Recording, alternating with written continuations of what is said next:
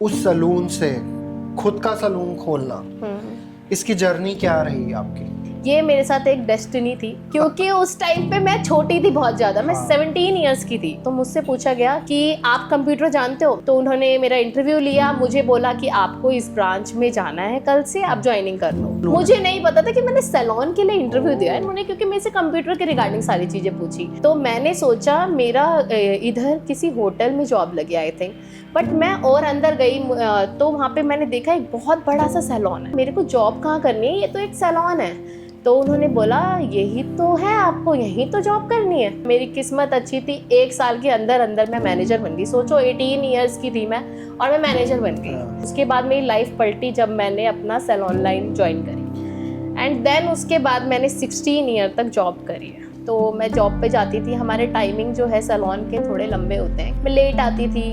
तो वही लोगों का कहना, पता नहीं कहाँ नौकरी करती है, पता नहीं स्पा वगैरह ना होता हो, मसाज सेंटर ना हो। उन लोगों ने ये नहीं देखा कि बंदा मेहनत कर रहा है, और पेरेंट्स को भी भड़काते थे। बट मेरे पेरेंट्स को पता ही था कि हम क्या है। कुछ लोग बहुत डर जाते हैं कि अरे लोग कहेंगे या ये होगा वो होगा। खाना आपको लोग देने नहीं आएंगे, आपको घर में जो राशन लाना है ना वो खुद लाना है।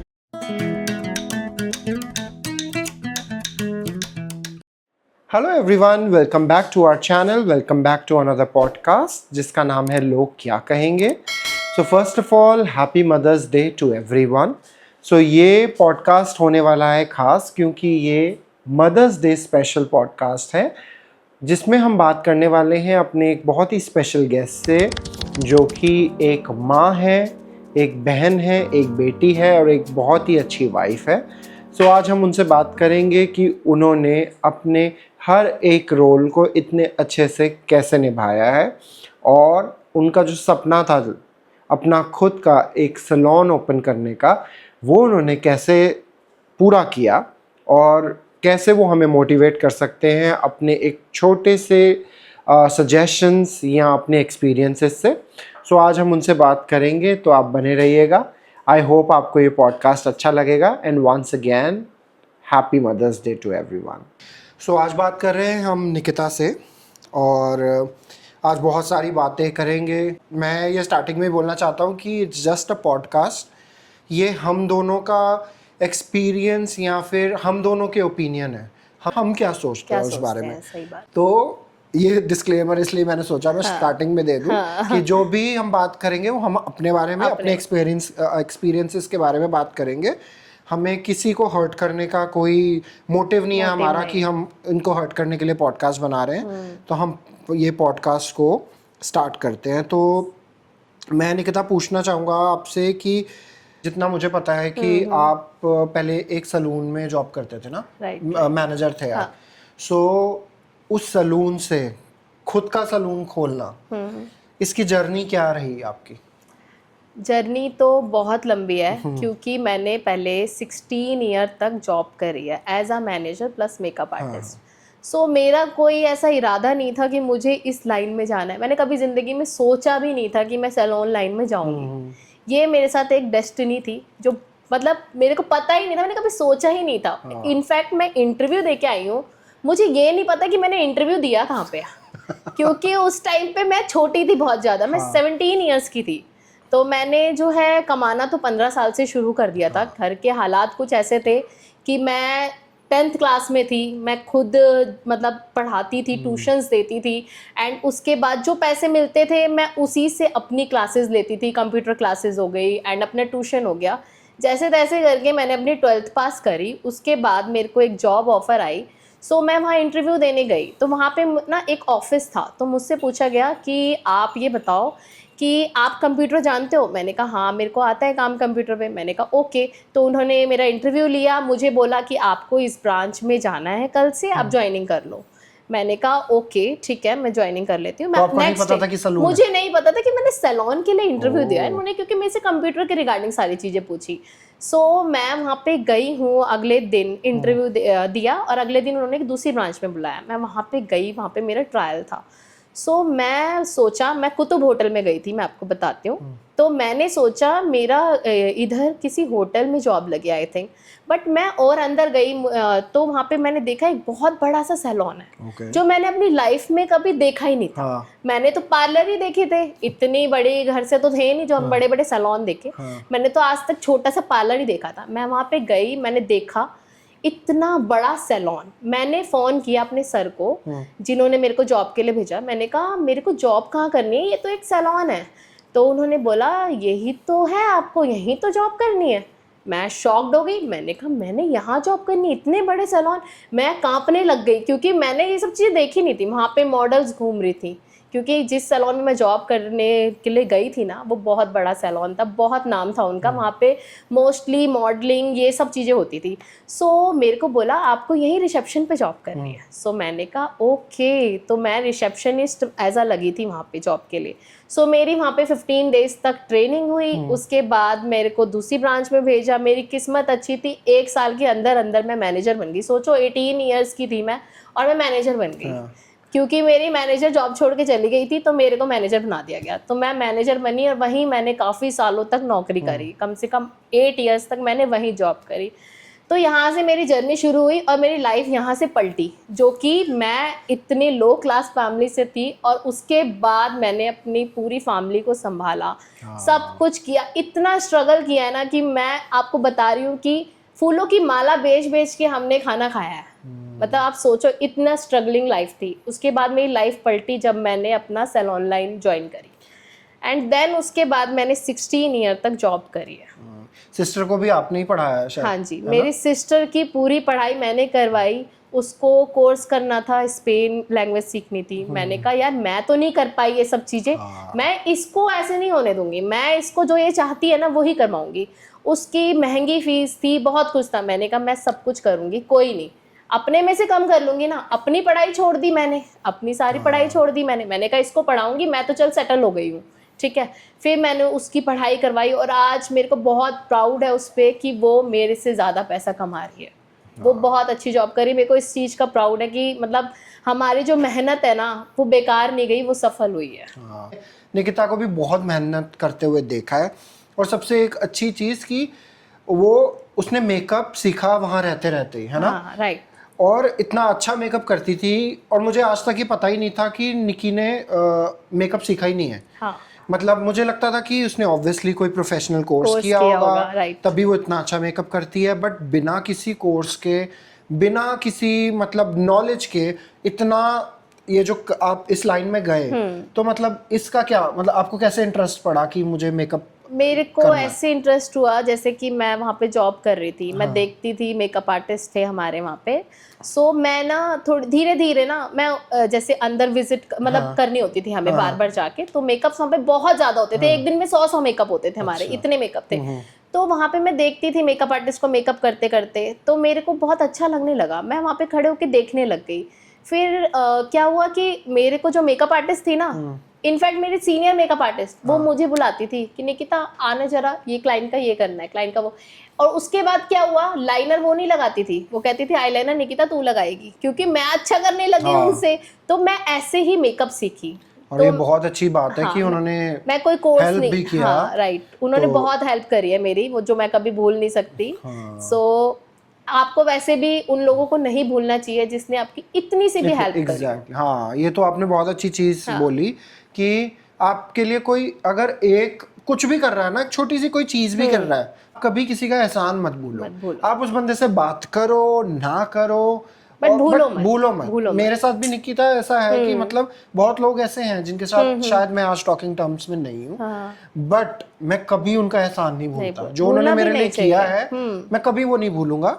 ठीक है, कुछ सिचुएशंस ऐसी हो जाती हैं कि हम बात नहीं कर नहीं पाते हैं ना। हमारे आई थिंक जैसे जैसे हम ग्रो होते हैं हमारे ओपिनियंस चेंज हो जाते हैं। राइट। और आज के टाइम पे लोगों को अगर आपका कुछ ओपिनियन है, हम दोनों दोस्त हैं बहुत अच्छे, बट मैंने अगर अपना पॉइंट रख दिया ना, बंदा ऑफेंड हो जाएगा कि तू मेरे साथ मतलब मेरे से अलग कैसे बोल सकता है। राइट। तो वो चीज़ अच्छी नहीं है, तो आप इसको प्लीज इग्नोर कीजिएगा। तो अब मैं नेक्स्ट क्वेश्चन आपसे पूछना चाहता हूँ कि चलो आपने हेल्प किया, अपनी सिस्टर को भी पढ़ाया, उसके बाद में फिर आपकी सबसे पहले मैरिज हुई? राइट नहीं, मेरी बड़ी सिस्टर की पहले मैरिज हुई, फिर उसके बाद मेरी मैरिज हुई। तो सब कुछ हमने खुद ही करा है। जो भी हमारी मैरिज हुई है उसमें हमारे पेरेंट्स से हमने कुछ भी नहीं लिया है। मेरी फैमिली में कुछ ऐसी प्रॉब्लम्स हो गई थी जिसकी वजह से मेरे पेरेंट्स नहीं कर सकते थे कुछ, बट हमने आज तक कभी उनको ये फील नहीं होने दिया कि हम 3 बहनें हैं। ये तो आपको भी पता ही है कि हमने हमेशा लड़के बनकर खड़े हुए हैं उनके आगे, और जिनके लड़के हैं ना वो नहीं कर रहे हैं इतना कुछ। हमारे फैमिली में भी हमने बहुत देखा है। ये तो सच बात है, ये तो मैंने खुद देखा है कि बहुत किया है आप लोगों ने, और बहुत अच्छी जिंदगी भी जी है। अगर आपने गरीबी देखी है तो आप अपने आज जो भी हो वो अपने दम पर है। और आज ये आप किसी को नहीं बोल सकते कि उसकी वजह से ही है, जो भी हो अपनी वजह से हो, अपनी मेहनत की वजह से हो, तो वो एक बहुत बड़ी चीज़ है। और मुझे लगता है वो सबको करना भी चाहिए। जिनके घर में अगर कोई बेटा नहीं है तो कभी ये मत समझो कि अरे नहीं बेटा बहुत ज़रूरी होता है।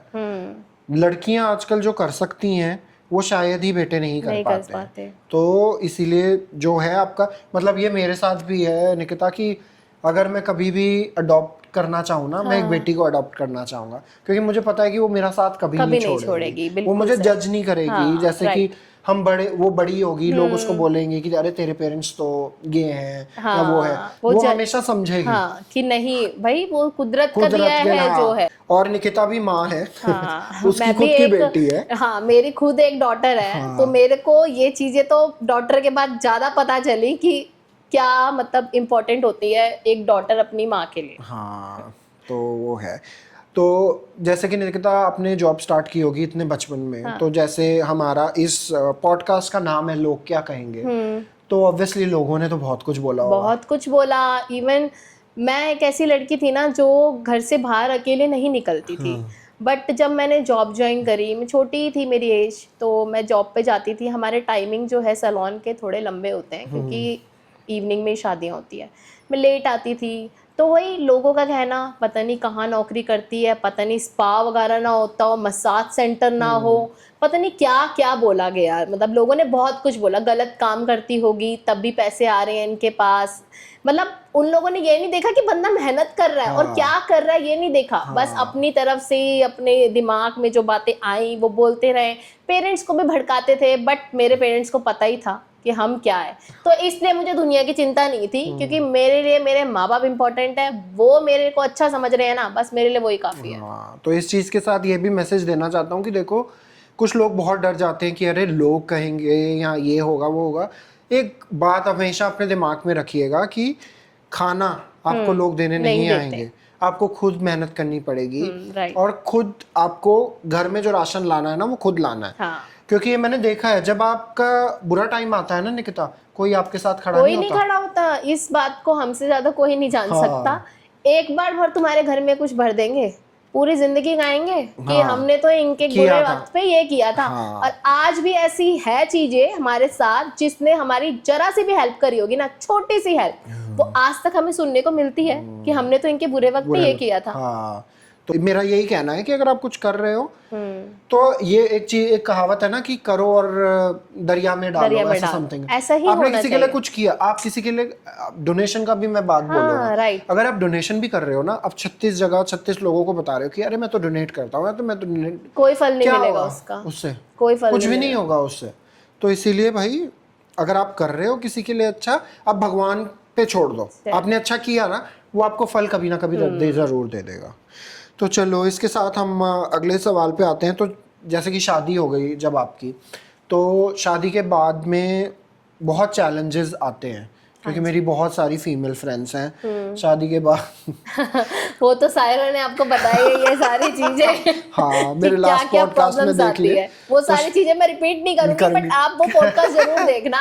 वो सारी चीजें सबके साथ होती हैं। तो अब निकिता इस बारे में बताएगी, क्योंकि फिर कुछ लोग बोल देते हैं कि मैं ही पॉडकास्ट में बात करता रहता हूँ। तो निकिता आप बताओ कि शादी के बाद क्या। बस इतना बोलना चाहती हूँ कि इस बात को कभी मत भूलो कि कोई लड़की अगर अपना घर छोड़ के आई है ना, तो वो लोग कहते हैं ना ये अपना घर खुद खराब कर रही है। कौन अपना घर खुद खराब करेगा?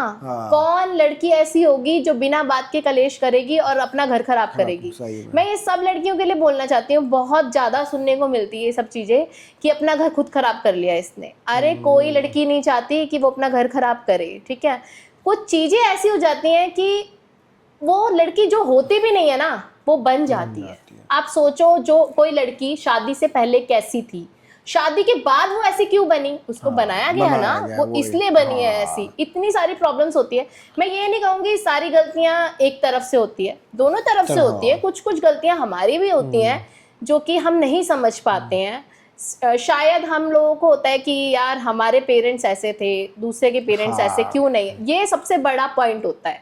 तो सब एक जैसे नहीं हो सकते, और अपने पेरेंट्स जो है ना वो अपने ही होते हैं, और माँ तो बस माँ ही होती है जो हमें संभाल सकती है, हमारे लिए सब कुछ कर सकती है, वो सिर्फ हमारी माँ होती है। और मैं उन लोगों को ये सब कुछ कहना चाहती हूँ कि अगर तुम्हारे पास माँ है ना तो अपनी माँ की ना कदर कर लो, वरना बाद में बहुत पछताओगे।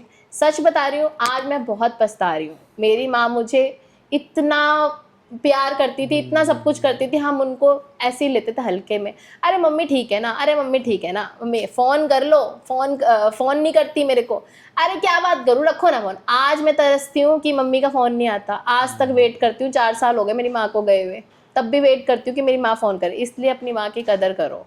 और जैसे मदर्स डे भी आ रहा है तो स्पेशल फील कराओ यार अपनी मदर्स को, बहुत इंपॉर्टेंट है। अपनी माँ को खुश रखोगे ना तुम्हें जन्नत नसीब होएगी। कि हम अपनी माँ का दर्जा किसी को नहीं दे सकते। और कोई माँ ना अपनी बच्ची को कभी ये नहीं कहेगी कि अरे बेटा तू छोड़ के आ जा। तो तुम्हारे केस में भी जैसे कि तुम्हारी मम्मी इतनी स्ट्रांग मैंने देखी है, आंटी इतनी स्ट्रांग थी। मैंने आज तक अपने पेरेंट्स से कुछ शेयर ही नहीं करा। और कभी भी मैंने आंटी को ये बोलते हुए नहीं सुना कि अरे वो वापस आ जा, कोई नहीं तुझे तंग करते हैं तो वापस आ जा। हम उस समाज से है ही नहीं। हम उस समाज से जहाँ हमारी माएँ हमें कहती हैं बेटा एडजस्ट करना होगा, एडजस्ट करना होगा, बेटा जो है वही है, तुम्हें एडजस्ट करना होगा। हम उस समाज से नहीं है कि घर छोड़ के अपना वापस आ जाओ, नहीं। और मगर मैं आज के ज़माने में मैं अपनी बेटी को ये सलाह नहीं दूंगी कि भाई एडजस्ट कर। मैं अपनी बेटी को ये बोलूंगी बेटा अपनी लड़ाई खुद करो। सही बस बात है। अपनी लड़ाई खुद करो, तुम मेरे पास मत आना दोबारा, तुम अपनी लड़ाई करके फिर तुम मेरे पास आना, मैं तुम्हारे पास हमेशा हूँ। और दूसरी बात है यार कि आप फिर सबसे बड़ी बात ये होती है कि घर की बात ना हमेशा घर में रहनी चाहिए, जब तक जितना हो सके। तो जैसे मेरे और मेरे पार्टनर में भी कभी लड़ाई हो जाती है, हम कभी तीसरे बंदे को नहीं बताते, चाहे हमारे कितने क्लोज दोस्त हों। नहीं बताना चाहिए मेरी आज लड़ाई हो गई, अरे उसने मुझे ऐसे बोला, क्या कर लेगा क्या कर लेगा। सही और एक बात होती है निकिता कि मतलब आप बुराई तो कर लोगे बट आप तो फिर साथ हो जाओगे, और दूसरे की नजर में ना तो वो बंदा गलत बनेगा। और ये चीज होती है। मैंने आज तक मेरे हस्बैंड से मेरी बहुत लड़ाइयाँ हुई हैं। जैसे कि मेरा बेबी हुआ उसके बाद आपको पता है कितनी प्रॉब्लम्स आती है लाइफ में। बच्चे होने के बाद, शादी के बाद तो फिर चल जाता है, सब ठीक चलता है, बट जब बच्चा होता है ना तब आपकी लाइफ में बहुत सारी प्रॉब्लम्स आती है। मेरे हस्बैंड से इतनी लड़ाइयाँ हुई, बहुत ज़्यादा तक वाली लड़ाइयाँ हुई हैं, बट मैंने कभी भी ना किसी से एक पॉइंट भी शेयर नहीं करा, क्योंकि मेरे माइंड में मुझे पता है यार कुछ भी हो मेरे को रहना तो इसी के साथ है। क्योंकि मैं उस अच्छी चीजों को इग्नोर नहीं कर सकती जो मेरे पति ने मेरे लिए करी हैं। मैं एक गलती की वजह से इतनी सारी जो उसने अच्छी चीजें मेरे लिए करी है मैं उसको इग्नोर कैसे कर दूं? कैसे उसको छोड़ के अकेले चले जाऊं जब उसने मेरे लिए इतनी चीजें करी हैं? बल्कि उन्होंने साथ दिया है, सैलून खोल, मेरे पति ने मेरा इतना बड़ा सपना पूरा करा। मेरी माँ का सपना था कि मेरा एक सैलून है, जो कि मेरे नाम पे मेरे पति ने मुझे खोल के दिया है। तो मैं उन चीजों को इग्नोर नहीं कर सकती। तो इसलिए मैं अपने पति की कोई भी हमसे लड़ाई होती है मैं कभी किसी को नहीं बताती, क्योंकि मैंने उनको बता दी उनकी नजर में मेरा पति गलत बन जाएगा। क्योंकि हम तो दोनों साथ ही रहेंगे हमेशा, बट वो तो सोचेंगे ना ये भैया इसने, जैसे मैं अपनी बहन को बताऊं भाई इसने मेरी बहन को बहुत तंग करा इस आदमी ने, वो ये तो नहीं सोचेगी ना कि इसने मेरे खुश भी रखा है उसको। ये तो मैं सब मैरिड लड़कियों को बोलना चाहूंगी कि ये गलतियां कभी मत करना कि अपनी छोटी सी लड़ाई अपने घर में किसी को या अपने दोस्त को किसी को बताओ।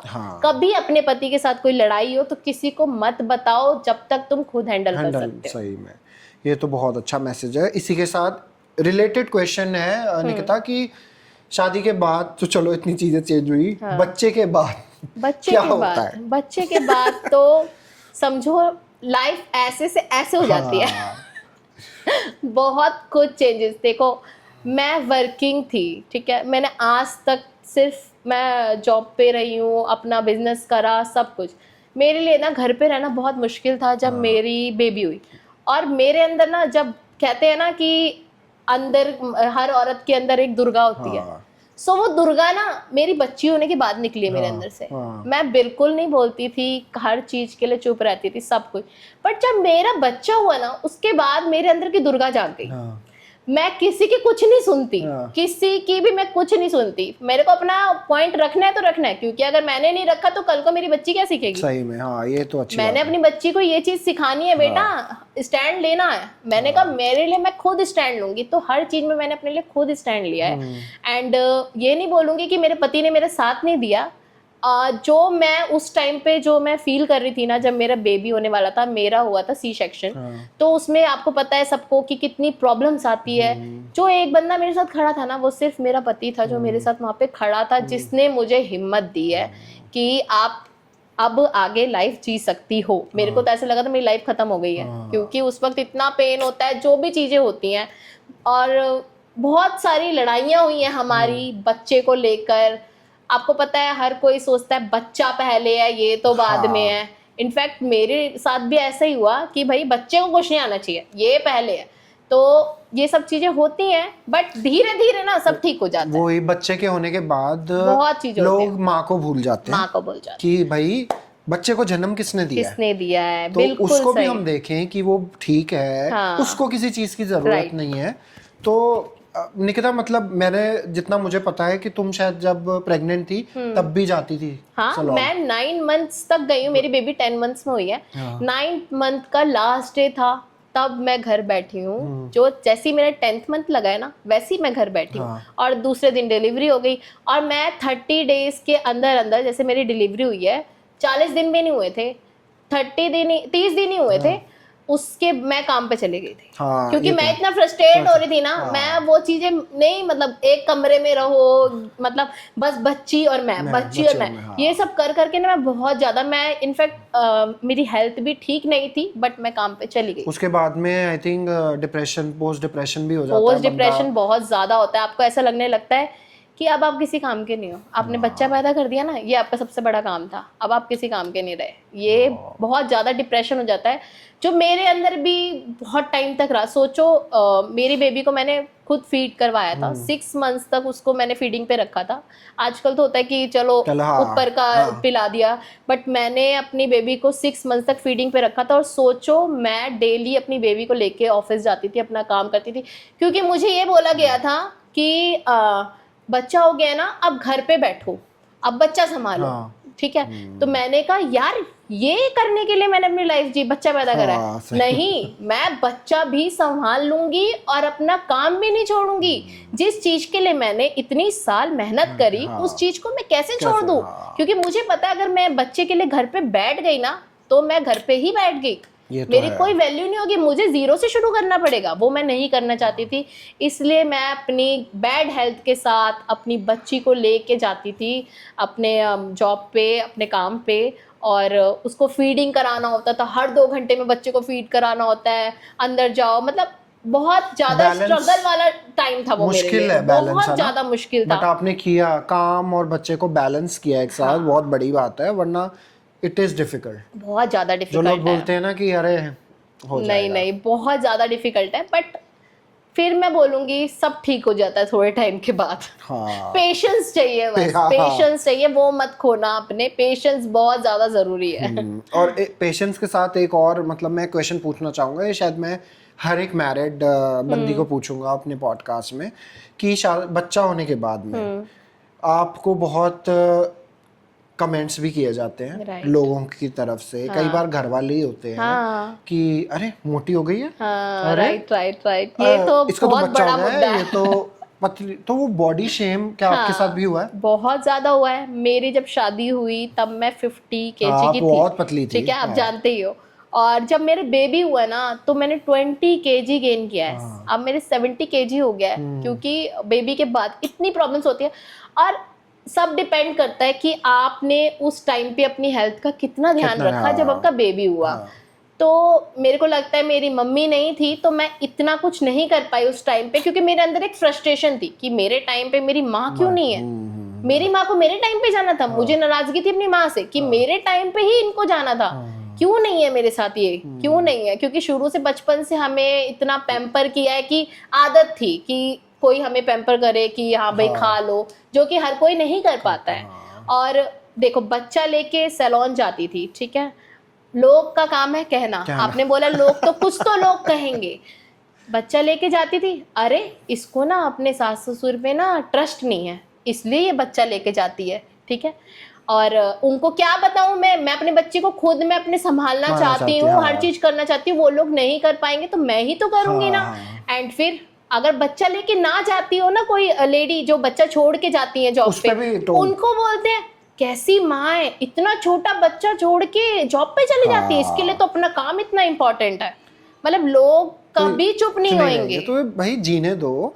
माँ बनने के बाद आई थिंक बहुत कुछ चेंज हो जाता है। लड़की बहुत कुछ अप डाउन से जा रही होती है, बच्चे को भी संभालना है, खुद को भी देखना है। और मेरा यही सब मतलब आप लोगों को मैसेज है कि खुद को हमेशा सुंदर समझो कि मैं सबसे सुंदर हूँ। लोग बोले जो ना बोले, क्योंकि उनको नहीं पता कि आप किन चीजों से गुजरे हो। हाँ। मैंने ये चीज बहुत ज्यादा फील करी है कि मैंने ये सोचना शुरू कर दिया था कि यार मैं बिल्कुल सुंदर नहीं हूँ। मैं पहले अपने आप को इतना ज्यादा बनती थी, पूरे मॉडल बन के रहती थी। उसके बाद बेबी के बाद मेरे को ऐसा फील होने लगा यार मैं बिल्कुल भी सुंदर नहीं रही हूँ, मैं मोटी हो गई हूँ, क्योंकि लोग इतना बोलते थे कि यार मैं मोटी हो गई हूँ। मैंने ना मेकअप तक करना छोड़ दिया, मैं ऐसी बाल बांध के ऐसी रहती थी, सैलून भी जाती थी, मैं ऐसी जाती थी। कुछ टाइम हुआ, साल गुजरा, फिर मेरे को थोड़ा लगा यार मैं लोगों के लिए थोड़ी जी रही हूँ, मैं सुंदर हूँ। मैंने कहा मैं सुंदर हूँ, मैं बनूंगी। मैं फिर अपने आप को मेंटेन करना शुरू करा कि नहीं यार मैं अपने आप को ठीक रखूंगी, अच्छे कपड़े पहनूंगी, अच्छा घूमूंगी। बच्चे के साथ भी हम लाइफ जी सकते हैं। एग्जैक्टली वही चीज है। और पता है निकिता, ये मैं भी बोलना चाहूंगा, अभी तक मैंने वैसे शायद साइला की पॉडकास्ट में बोली थी, बट ये बात पूरी बोली नहीं है कि अब जैसे कि मुझे मेरा वेट आपने भी मुझे देखा है, कितना पतला था मैं, पतले थे। हाँ। अब जैसे एज बढ़ती है ना आपकी, मैं आपने ये भी देखा है मैं एंजाइटी से गुजरा हूँ, मैं डिप्रेशन में हॉस्पिटलाइज्ड था, सब था मेरे का। लोगों को अब मैं ये बैठ के नहीं बता सकता ना कि मेरे को ये बीमारी थी, मेरे को ये बीमारी थी, नहीं बता सकता। और डिप्रेशन जब आपको होता है ना, आपका शरीर फूल, आपको कुछ भी करने का मन नहीं करता, जैसे आप बोल रहे हो ना, मन करता है कि यार मैं बदसूरत, मैं गंदा, मतलब अपने इतना गंदा फील होता है ना, तो वो हम दूसरों को कैसे बताएं। तो मुझे टॉन्ट जो आती थी, जैसे मुझे किसी ने देखा, हम कहीं खाना खाने गए तो किसी ने बोला तू तो छोले भटूरे ही खाएगा, तू तो बटर चिकन ही खाएगा। यार कितना गंदा फील होता है, बहुत गंदा फील होता है। ये मेरे साथ भी कई बार हुआ है। अच्छा बस एक रोटी खाएगी, मतलब देखने से तो नहीं लगता। देखने से तो नहीं लगता। मतलब तुम हमारे खाने से हमें जज कर रहे हो, तुम ये सोचो कि उस बंदे को कोई प्रॉब्लम भी हो सकती है। एग्जैक्टली। कोई खाना मंगाते थे इतना ज्यादा, और किसी ने अगर क्वेश्चन पूछ लिया कि अरे इतना खाना किसके लिए मंगा रहे, अरे बच्चे का तो ये खा लेगा। अरे यार मतलब आप और हम मतलब मैं अपनी बात बताऊंगा कि मैं छोटी छोटी चीजों से ऑफेंड नहीं होता। ये मेरे लिए छोटी चीज नहीं थी, पर मैं ऑफेंड नहीं होता। मुझे लगता है कि कुछ नहीं होता यार, बंदा खुश है ना। बंदा खुश है ना, उसके चेहरे पे हंसी है, कहीं ना कहीं बुरा लगता है इन चीजों के लिए कि लोग ना कभी ये नहीं सोचते कि ये बंदा ऐसा है ना, तो ये नहीं सोचते कि इसके पीछे की स्टोरी कुछ होगी यार। कभी ये नहीं सोचते कि यार ये बंदा ऐसा क्यों है। अगर ये बंदा मतलब चिड़चिड़ा है, या ये बंदा इतना आज पैसे वाला है, वो कैसे बना है, ये चीजें कभी नहीं सोचेंगे।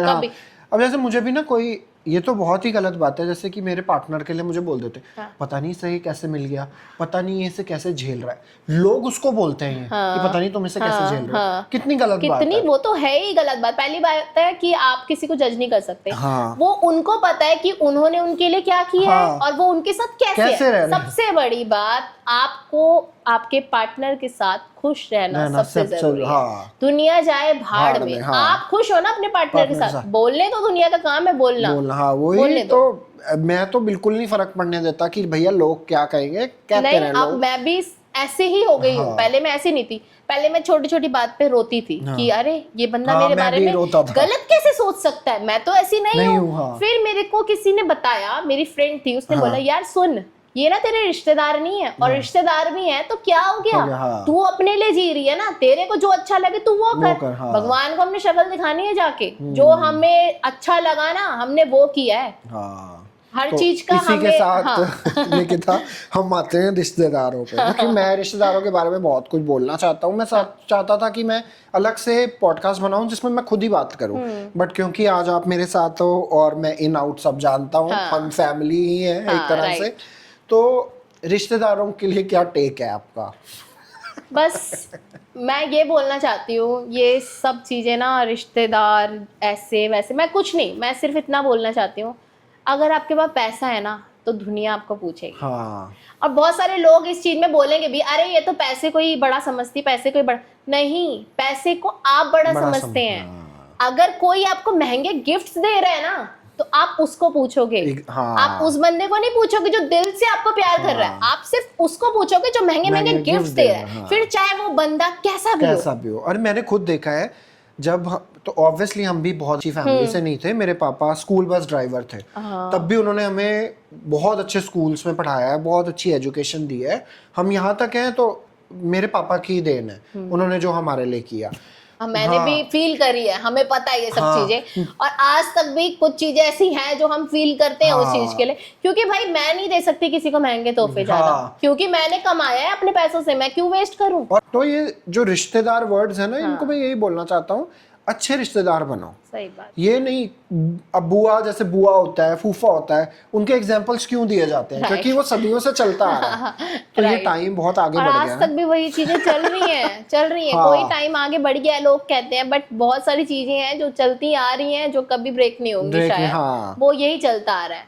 मैं तो यही बोलूंगी कि अपनी जो आपकी चीजें हैं ना, अपने फैमिली है, अपने बच्चे हैं, अपना काम है, और जो भी आप कर रहे हैं वो सब चीजें ना दुनिया की नजरों से ना छुपा कर रखो। क्योंकि आपको आशीर्वाद मिल जाएगा कि आप हमेशा खुश रहो, तरक्की करो, बट अगर आप तरक्की करोगे ना तो आपको कोई नहीं देख सकता कि आप तरक्की कर रहे हो। हाँ, वो तो कोई है, नहीं देखेगा। क्योंकि अगर आप करोगे भी ना तो वो उससे नहीं जाएंगे कि आप क्या कर रहे हो, वो उससे जाएंगे कुछ गलत काम कर। तो इसीलिए आप अपनी जिंदगी बहुत अच्छे से जियो, हम यही दुआ करते हैं, और आप दूसरों को भी जीने दो भाई। आप इंटरफेयर करो या उनके लिए बुरा चाहोगे तो आप जिसके लिए बुरा चाहोगे ना कभी वो घूम फिर के आपके ऊपर आएगा ही आएगा। तो इसीलिए जियो और जीने दो। और लोग तो बोलते रहते हैं, लोगों का काम है कहना। तो निक्की, अब हम एंड आने वाले हैं पॉडकास्ट के। एक कोई एडवाइस जो आप जो भी देख रहा है उनको देना चाहते हो? जो भी ये पॉडकास्ट देख रहा है, मैं उनको ये एडवाइस देना चाहती हूँ कि कभी भी ना लाइफ में हार मत मानना, ठीक है? अगर तुम्हारे अंदर कुछ करने का जज्बा होता है ना, वो होना बहुत ज़रूरी है। क्योंकि तुम तभी आगे बढ़ सकते हो। अगर तुम सोचोगे ना, यार मेरे साथ ये क्यों हो रहा है, मैं ऐसे क्यों होता है, ये मेरे साथ ऐसा, ये सब क्यों हो गया, तो तुम कभी आगे नहीं बढ़ सकते। अगर तुम्हारे माइंड में तुम सोच रहे हो तुम्हें बैठे बैठे रोटी मिल जाए, नहीं होगा कभी नहीं हो सकता ये चीज। तुम्हें उसके लिए ना स्ट्रगल करना पड़ता है। और मेरी जो लाइन है ना, उसमें मैं लोगों को देख रही हूँ आजकल, आपने शायद वीडियोस देखी नहीं होंगी, ऐसे काफ़ी सैलून ओनर्स हैं जो वीडियोस डाल रहे हैं डिस्काउंट्स करके, कह रहे हैं कि अरे दूसरे सैलून वालों को बोल रहे हैं, अरे तुम क्या डिस्काउंट करोगे, देखो हमने इतना कम डिस्काउंट किया, मेरे बाप का पैसा है, तुम्हारे बाप के पास तो इतना पैसा भी नहीं होगा। ऐसे बोल के वीडियो। और सबसे बुरा पता क्या लगता है कि आप जैसे लोग ना उनको फॉलो कर रहे हो और उनके सैलून में काम कराने जा रहे हो। जो बंदा दूसरे के काम को ऐसे बोल रहा है कि तुम इस औकात नहीं है कि तुम इतना डिस्काउंट दे सको क्लाइंट्स को, तुम उसके पास जा रहे हो, उसके सैलून में भीड़ लगी हुई है। वही चीज है कि मतलब यार, आप पॉपुलैरिटी मत देखो, सर्विस देखो और दूसरे को भी मौका दो जो इसमें वो आए। और मुझे लगता है कि जो सेम फील्ड से हैं, जो ये कर रहे हैं, आप अपना काम बहुत अच्छे से कर रहे हैं, तो आप दूसरों को भी करने दो दूसरों को भी। YouTube में भी मैंने देखा है निकिता कि रोस्ट करते रहेंगे दूसरे रोस्ट करते रहते हैं। अरे यार, आप अपना काम करो, दूसरे की रोटी चल रही है। हमारा तो हमेशा से ये कभी किसी के काम की, इनफैक्ट मेरे सैलून में क्लाइंट्स भी आते हैं ना, तो बोलते हैं हमने यहाँ से काम कराया, हमें काम अच्छा नहीं लगा, आप हमारी सर्विस ठीक करो, हमें आपका काम अच्छा लगता है। तो हमने कभी नहीं बोला कि हाँ उस बंदे ने काम गलत किया होगा, कभी नहीं बोला हमने ये चीज, मैंने भी कभी वीडियो नहीं देखी अपने ऐसी। हिसाब से काम करा है, हमने कभी बोला ही नहीं। आपने देखी होगी हमारा पूरा पेज चेक कर लो 4 साल की वीडियो में, हमने कभी नहीं बोला। इनका इंस्टाग्राम हैंडल, इनके सलून की डिटेल्स और निकिता का भी यूट्यूब चैनल है, तो वो भी मैं इस पॉडकास्ट में नीचे डिस्क्रिप्शन में डाल दूंगा, आप जरूर चेकआउट कीजिएगा और इनके सलून जाइएगा, बहुत अच्छी सर्विसेज है। इनके पेज पे भी कभी आपको ये सब नहीं दिखेगा कि ये देखो ये करकवा के आई हैं यहाँ से, और अब हमारे इसमें देखो, कभी नहीं। यही करके लोग पॉपुलर हो रहे हैं। और आप जैसे लोग ना, सच बता रही हूँ, जनता को मैं बोल रही हूँ, जागो जनता जागो। तुम उन लोगों को फॉलो कैसे कर रहे हो जो लोग ऐसे काम कर रहे हैं, दूसरों को बदनाम कर रहे हैं, और उनके तुम लोग उनके सैलून में या फिर किसी भी उनका कोई भी बिजनेस है, तुम उसको बढ़ावा दे रहे हो। बल्कि तुम्हें दिल से पता है अरे इस बंदे की चीजें अच्छी नहीं है, इस बंदे का काम अच्छा नहीं, बट तुम तब भी वहां पे जा रहे हो। रो के आओगे, पैसे दे के आओगे, बट तुम्हें जाना है वहां पे क्योंकि अरे वो तो यूट्यूब पे फेमस है। हाँ। तो अब एक चीज मैं पूछना चाहूंगा, कोई एक ऐसी आपकी याद जो आप अपनी लाइफ से मिटा देना चाहते हो, पुरानी याद या जो याद मिटा देना चाहती हूँ वही है कि मेरी मदर चली गई है, बस इसको मैं मिटा देना चाहती हूँ। और एक चीज जो आप फिक्स करना चाहते हो अपनी लाइफ में पीछे जाके आगे के लिए, आगे के लिए मैं बस यही फिक्स करना चाहती हूँ कि मैं मतलब कभी पीछे मुड़कर ना देखूं, हमेशा मैं आगे ही बढ़ूं, क्योंकि लाइफ ना इस मुकाम पे आ चुकी है कि अब पीछे मुड़ने का ना कोई स्कोप ही नहीं है। अब मैं चाहती हूँ मैं आगे ही बढ़ूं। और मैं जो गर्ल्स जो देख रही हैं, वुमेन्स हैं जितनी भी, जो घर पे बैठी हैं, सोच रही हैं कि कुछ काम करें हम, बट नहीं कर पा रही है क्योंकि बच्चों में उलझे में सब चीज।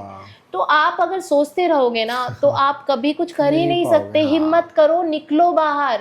तुम्हें लग रहा है बहुत सारी चीजें आजकल ना क्या हो गया है कि आप बच्चा लेके भी काम पे जा सकते हो। ये आजकल हो गया। मैंने काफी सारे ऐसे बिजनेस देखे हैं, जैसे कि टेलर शॉप देखी है या कुछ भी ऐसे दिखे कि उसमें वो बच्चा लेके जा रहे हैं, वो जॉब कर रहे हैं। तो आप करना चाहो ना तो आप बहुत कुछ कर सकते हो। ये चीज मैं पहले भी बोल चुका हूँ निकिता कि मत करो नौकरी यार, व्लॉगिंग तो घर बैठ के कर सकते हो, घर बैठ के कर सकते हो, वीडियोस बनाओ। आपको लग रहा है अरे आपने एक वीडियो बनाई है और ना किसी ने आपको बोल दिया ओहो क्या बात है ऐसी वीडियो में, आप अगले दिन वो वीडियो नहीं बनाओगे। आपको लगेगा अरे ये तो मेरे को देख रहा है, अरे देखने के लिए तो बना लो तुम वीडियो। तुम बोलोगे अरे ये भी मेरे को देख रहा है, अरे तुमने बनाई क्यों फिर वीडियो? तुम्हें अच्छी बात है, तुम्हें देख रहा है, वो तुम्हें फॉलो कर रहा है। वही ना, बनाओ, पीछे मत हटो। लोग तो भाई बोलते रहेंगे आपको। व्लॉगिंग आज के टाइम पे अगर आपको लगता है कि वेस्ट है तो वो आपकी सबसे बड़ी गलतफहमी है। मेरे को देखो, मेरा जो इंस्टाग्राम अकाउंट था 115K फॉलोअर्स थे मेरे, मेरा अकाउंट हैक हो गया, मेरा अकाउंट उड़ गया। उसके बाद मैंने क्या उम्मीद छोड़ दी? मैं दोबारा उठी ना। मेरे 10 साल पुराना अकाउंट था, लोगों को चिढ़ के मारे मेरा अकाउंट हैक हो गया क्योंकि मैं भैया अच्छा कर रही थी, सब कुछ अच्छी मेरी रीच, मिलियंस 3 मिलियंस मेरे व्यूज आ गए थे उसमें। ठीक है, मैं कपल वीडियोस बना रही थी, तो मतलब उसके बाद ना मतलब सब कुछ बिखर गया था। जब मेरा अकाउंट गया मेरे को लगा यार अभी आ जाएगा, बट अब 6-7 मंथ्स हो गए, मेरा अकाउंट वापस नहीं आया। मैंने कहा यार कोई बात नहीं, दोबारा मेहनत कर लेंगे। मैं रोज वीडियो बनाती हूँ, चाहे मेरे व्यूज आए ना आए, मैं वीडियोज डालती हूँ, कभी तो कुछ होगा ना अच्छा। ये तो और लोग ऐसे हैं, इतने सारे लोग हैं मेरे अकाउंट, इतने सारे, कुछ में ना व्यूज इतने होते हैं और लाइक्स नहीं होते। क्यों?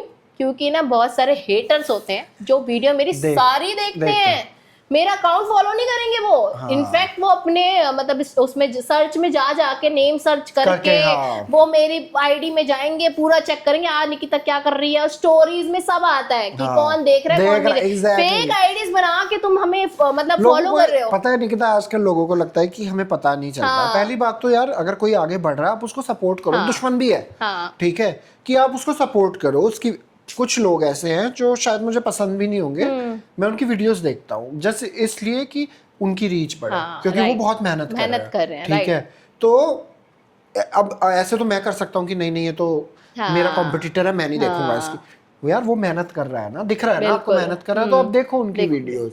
तो अगला लास्ट क्वेश्चन है, मॉम लाइफ ज्यादा डिफिकल्ट है या सलून लाइफ? सैलून लाइफ ज्यादा डिफिकल्ट है। जो लोग सोचते हैं ना कि सैलून खोल लेते हैं यार हम अपना, कमाएंगे। उनको अभी ये नहीं पता कि क्या क्या चीजें तुम्हें फेस करनी पड़ती है। क्रेजी क्लाइंट्स भी बहुत सारे फेस करने पड़ते हैं, बहुत कुछ फेस करना पड़ता है तुम्हें, अप्स एंड डाउन्स इतने आते हैं ना कि उसके लिए तुम्हें प्रिपेयर रहना पड़ता है। काफी सारे सैलून ऐसे हैं जो कि खुले हैं बंद हो गए हैं, खुले हैं बंद हो गए हैं, क्योंकि तुम्हें एक्सपीरियंस ही नहीं है उस चीज का और तुमने सैलून खोल लिया। अब मैं उन लोगों को कहना चाहती हूँ जो लोग सोचते हैं यार सैलून खोल लेंगे हम, क्या ही रखा है। जब तुम्हें ना जिस चीज का एक्सपीरियंस ना हो ना, वो काम तुम्हें कभी नहीं करना चाहिए। हाँ, ये तो है। हमेशा तुम्हें एक्सपीरियंस लेना चाहिए, तब कोई काम शुरू करना चाहिए। और निकिता, अपने सैलून की डिटेल्स भी आप वीडियो में दे दो, अभी हम वैसे मेंशन कर देंगे। हाँ, मेरा सैलून है अशोक नगर, जो कि तिलक नगर मेट्रो के पास ही है, बिल्कुल वॉक इन डिस्टेंस पे है। एड्रेस ये मेंशन कर देंगे।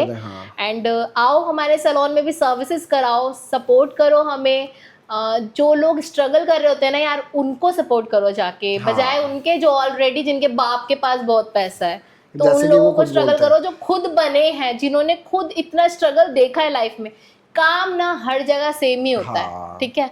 आपको दूसरे सैलून में भी वही काम मिल रहा है, और मतलब हमारे सैलून में भी वही काम मिल रहा है, हम जैसों के सैलून में भी वही सब सर्विसेज मिल रही हैं, प्रोडक्ट सब सेम यूज करते हैं।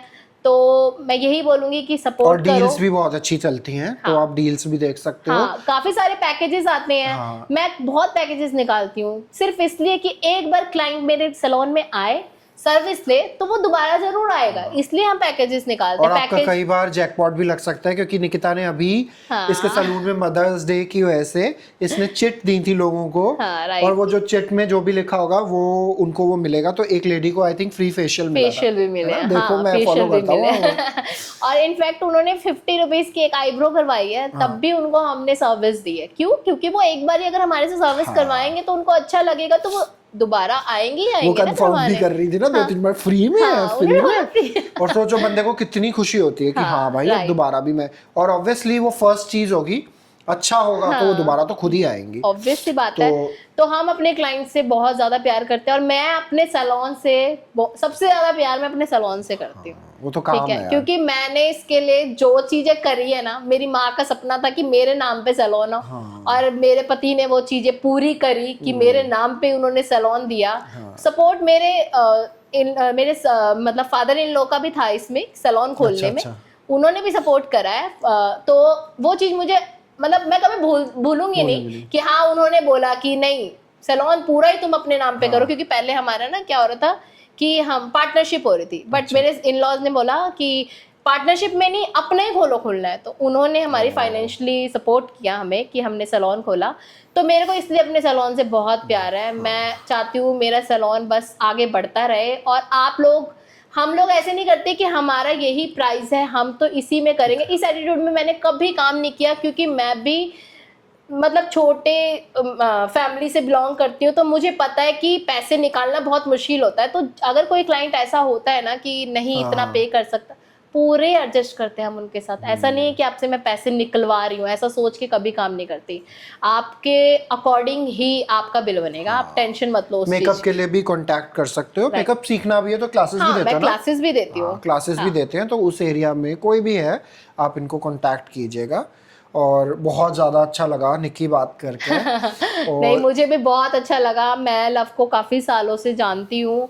हम मिल नहीं पाते इतना, बट मेरे को आंचल बहुत कुछ बताती है लव के बारे में। अभी लव की बीच में बहुत तबीयत खराब थी कोरोना के टाइम पे, तो भी आंचल ने मुझे बताया। तो हमेशा ना हमने मतलब लव को ना अपने दिल से दुआई दी है कि नहीं इसके बंदे के साथ ऐसा नहीं होना चाहिए। इतना बीमार हुए थे, सब कुछ हुआ था। आंटी ने भी इवन आंटी थी, मम्मी भी बहुत तारीफ करती थी आपकी। आंटी बहुत अटैच, मैं खुद आंटी से अटैच था। इनके घर में बहुत जाता था, तो आंटी के साथ भी मेरा एक बहुत अटैचमेंट था। तो चलो वो और मुझे ये भी अच्छा लगा कि इनके जो पार्टनर है वो बहुत सपोर्टिव है। वो सबसे बेस्ट है कि इतने सपोर्टिव है वो कि हर चीज में इनका साथ दे रहे हैं। वो बस यही चाहिए, और दुनिया को ना भाड़ में जाना है। हाँ, वही होता है। तो इसी के साथ हम इस पॉडकास्ट को यहीं खत्म करते हैं। Please do like, share, comment and subscribe to our channel, इनके चैनल को भी। और जरूर जाइएगा सैलून, वो एक्स्ट्रा क्या पता डिस्काउंट भी दे दे अगर आप पॉडकास्ट देख कर जाओगे। अगर पॉडकास्ट देख के जाओगे तो आपको डिस्काउंट मिलेगा 40%। ओह माय गॉड, तो जरूर जल्दी जाइए ये देखने देखने के बाद ही सीधा आप चले जाइए और आपको ज़रूर डिस्काउंट मिलेगा। तो अब मिलते हैं आपको नेक्स्ट पॉडकास्ट में। Thank you so much for watching this.